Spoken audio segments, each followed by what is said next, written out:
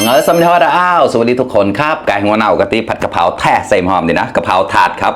แบบถาดจริงๆอ่ะนะไม่ใช่ถาดเล่นๆนะถาดใหญ่มากนะครับหมดแท้ตุดเต้ากระดาษนะก็นึ่งไข่ดาว2 ฟองนะอย่างกะทิทำไมจันทแน่นะแน่เราเกลียวจุนกระจุนนะทำไมหอมที่แบบละมาเจ็ดแต่เจ็ดนะอย่างผัดกะเพราหมูสับดูสิแบบน่ากินมากๆเลยครับผัดเองแล้วก็น่ากินเองครับโกลนแล้วเก๊แต่ที่คอเก๊เปล่าเราตะกลังเชียงกับหมูจอนะเราตะยังก็ตายมันจอดผัดกะเพราหมูสับกันที่ชูนคอมเมนต์นี่นะใครชอบกินผัดกะเพราหมูสับบ้างครับคอมเมนต์มาหน่อยครับแต่ผมมาชอบมากครับไปไหนมาไหนนี่ต้องกินตลอดเนาะเนี่ยดูสิ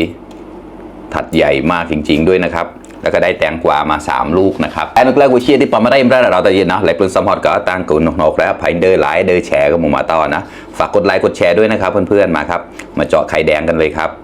เราเปิดนะดูสิไหลเยิ้มเลยครับเหมือนลาวาเลยเนี่ยเราแฉะมันก็ต้องแบบนี้นะมาขอเรานะมาครับทำโตโต้หมอกตุดเต้าตามเราแล้วอะ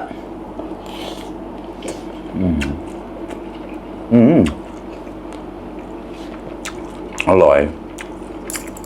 ใช้พริกแห้งนะครับโรยกุ๊กเต้าแล้วก็ผัดแบบแห้งๆครับ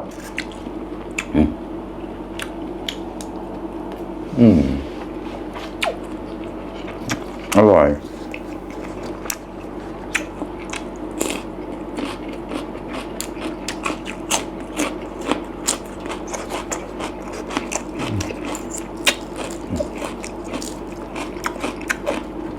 ไข่ดาวกรอบๆนะครับกระไรกละขำโตโต้หมอกตุดเต้าตามแล้วอะ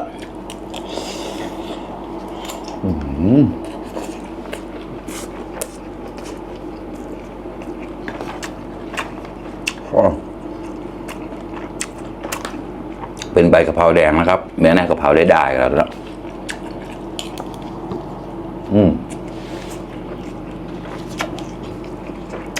อร่อย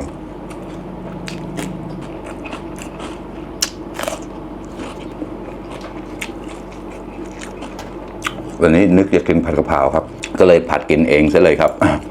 งูนางบมันคือเชื่อผัดกะเพราผัดต่างกันแล้วผัดเต้านะ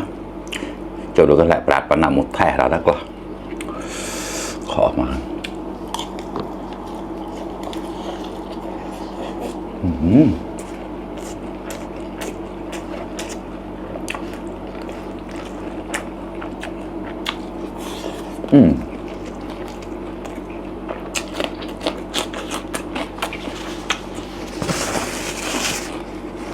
รสชาติพอดี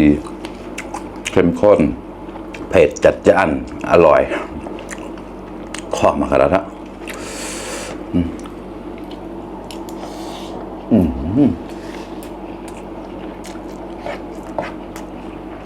เส้นหอมเผ็ดแล้วผัดกะเพราแท้หมดแท้เป็นป้อนแล้ว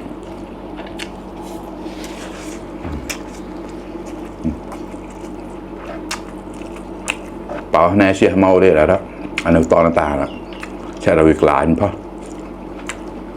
มาครับขำโตโต้หมอกตุดเต้าตามแล้วนะ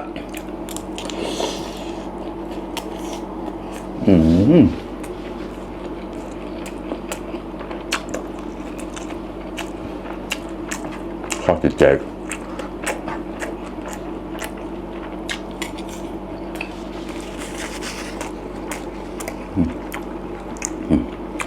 มาเรียกแล้ว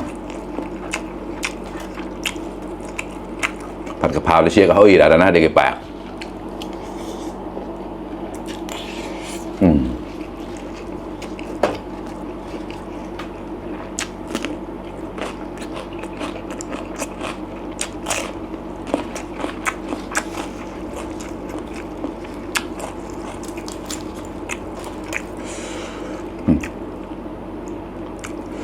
เนี่ย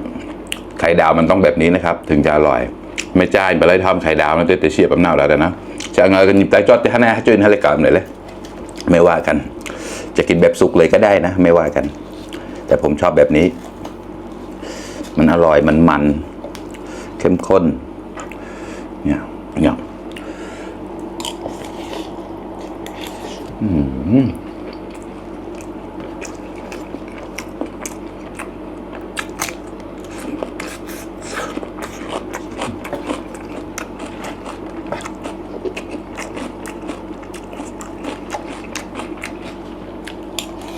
อืม